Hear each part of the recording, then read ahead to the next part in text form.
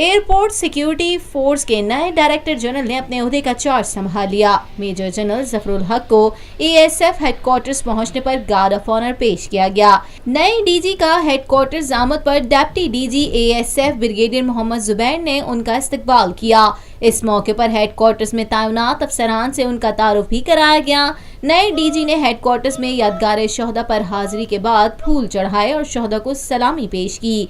Major general Zafarul Haq को deputy DG brigadier Mohammad Zubair की जानिब से ब्रीफिंग भी दी गई।